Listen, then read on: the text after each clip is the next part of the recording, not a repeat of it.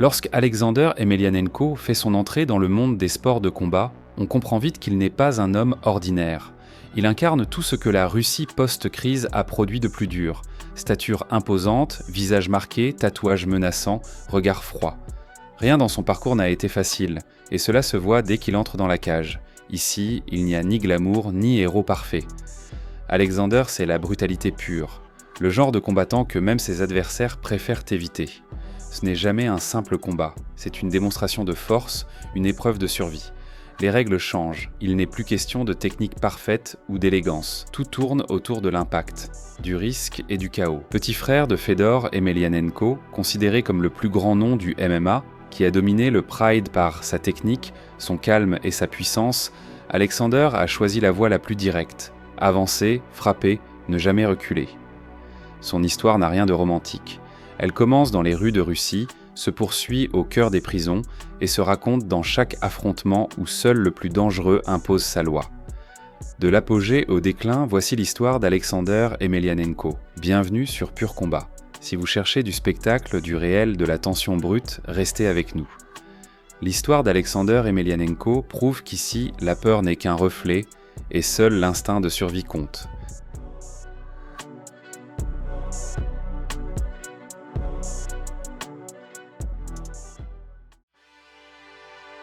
Alexander est né dans une Russie marquée par la crise et l'instabilité. Dès l'enfance, il s'engage avec son frère Fedor dans le sambo et le judo, développant rapidement une puissance rare et une rapidité surprenante pour sa taille.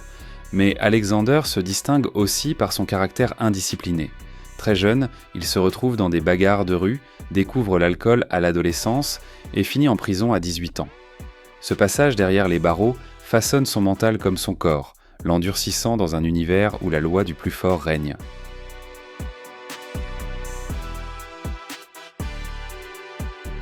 Grâce à Fedor, alors déjà une figure du Pride, Alexander accède au monde du MMA professionnel.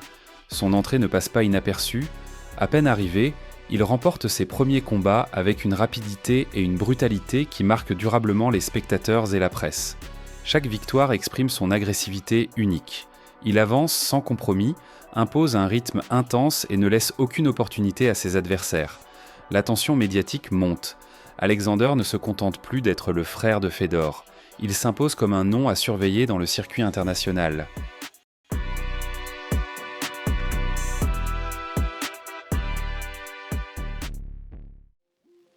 En 2004, Alexander est confronté à Mirko Cro Cop lors du Pride Final Conflict. Beaucoup attendent ce duel comme son véritable test. Il commence le combat avec intensité, mais Cro Cop fait la différence.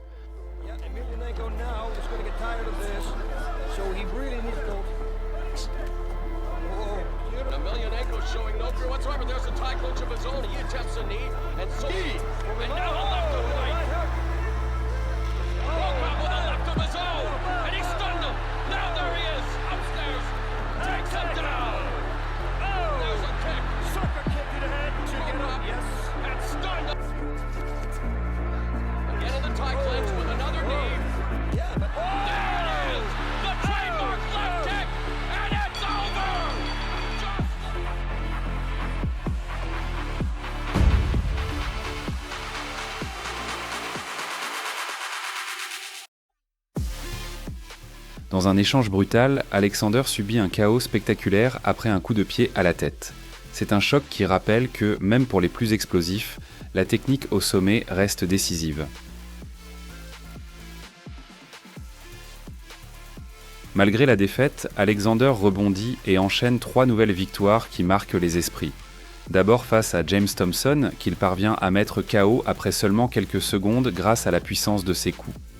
Ensuite, contre Ricardo Moraes, grand gabarit brésilien, il domine et l'emporte rapidement avec férocité. Enfin, lors de son affrontement avec René Rouse, il impose d'emblée son rythme, concluant le combat en moins d'une demi-minute. Chacune de ces performances donne davantage d'ampleur à sa réputation. Alexander est désormais réputé pour sa dangerosité et sa capacité à changer l'issue d'une rencontre en un instant. Lorsqu'il affronte Paweł Nastula, judoka médaillé olympique, Alexander doit faire face à un adversaire technique au sol. Il parvient à résister à plusieurs tentatives de soumission et montre de nouvelles qualités tactiques. Finalement, il place un étranglement décisif qui force Nastula à abandonner.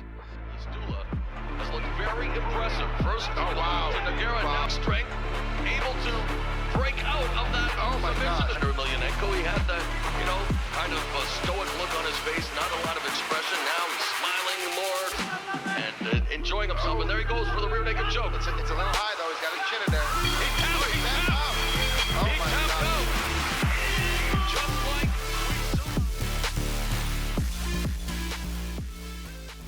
Après une trajectoire solide au Pride, Alexander Emelianenko tourne la page et cherche de nouveaux défis. Il rejoint le Badog Fight, un événement qui veut rivaliser avec les plus grandes organisations du MMA. Son premier adversaire hors du Japon est Eric Big Pell, alors sur une série impressionnante de victoires. Dès l'entrée dans la cage, la tension est palpable.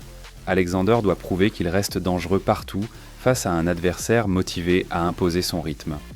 Le combat bascule lorsqu'Alexander impose son style au centre de la cage.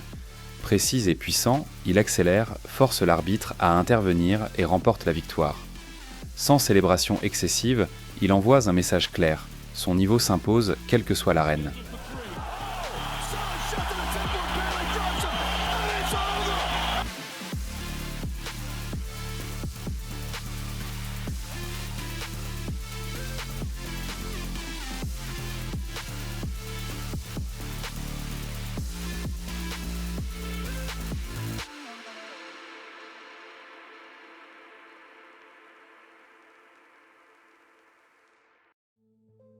Après 2007, Alexander voit le paysage du MMA mondial basculer avec la disparition du Pride et l'ascension de l'UFC. Les opportunités internationales se font rares et il se rabat sur des ligues secondaires où alternent victoires et défaites. Son mode de vie commence à l'atteindre, les blessures s'accumulent, les entraînements deviennent irréguliers, les excès personnels et professionnels se multiplient. Au fil du temps, ses prestations perdent en éclat et il subit des défaites remarquées, notamment face à Peter Graham et Magomed Malikov.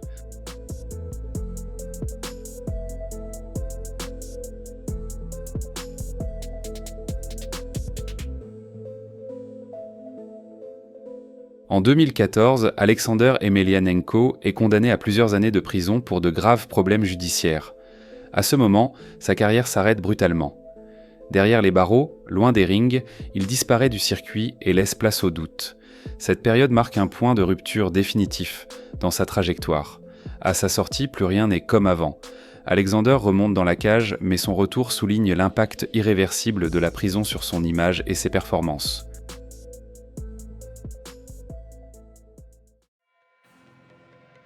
Après sa sortie de prison, Alexander Emelianenko retourne dans la cage en 2017 et affronte le Brésilien Jerónimo dos Santos.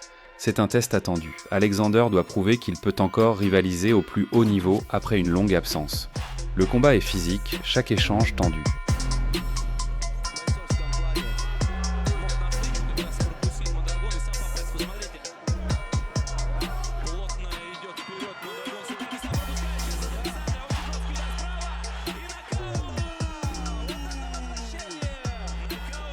Alexander impose sa puissance et finit par l'emporter par KO technique au deuxième round.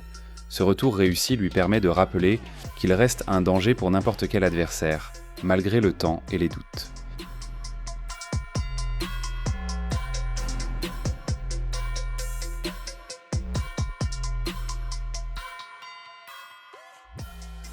Le 9 juillet 2018, Alexander Emelianenko affronte Viktor Pechta lors du RCC 3.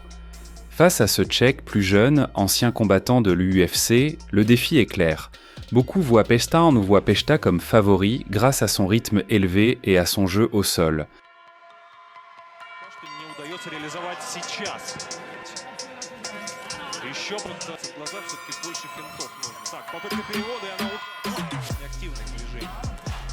Но и при этом очень внимательно наблюдает за мнением рейтинга. Мы видим, что настроен он очень решительно. Нет, не попадается. И Пешта здорово справа попал. Александр Пебивать бросается. Огромные проблемы с точным попаданием. Александр.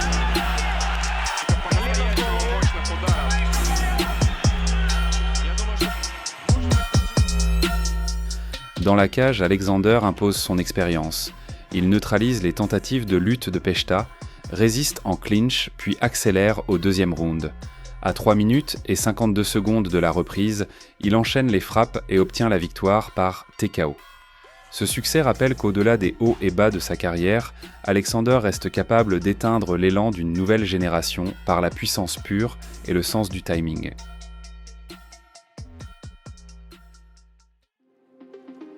Le 21 décembre 2024, Alexander Emelianenko fait son retour dans la cage pour affronter Alexei Goncharov. L'enjeu est clair, prouver qu'il reste dangereux même après des années de hauts et de bas. Le combat est bref. Dès le début, Emelianenko prend le centre de la cage, avance sans hésiter et trouve rapidement l'ouverture.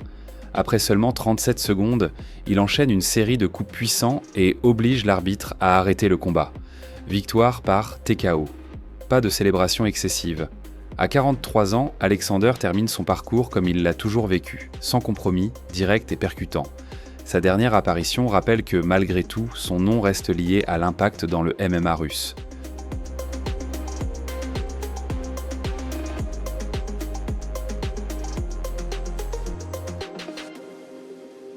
L'histoire d'Alexander Emelianenko reste unique dans l'histoire du MMA. Il est à la fois symbole de puissance, de brutalité et de défis personnels qui dépassent le cadre du ring.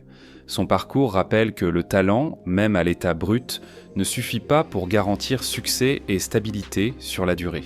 Son ascension a été fulgurante, mais sa chute, tout aussi spectaculaire, rappelle à quel point l'être humain peut être rattrapé par ses faiblesses internes.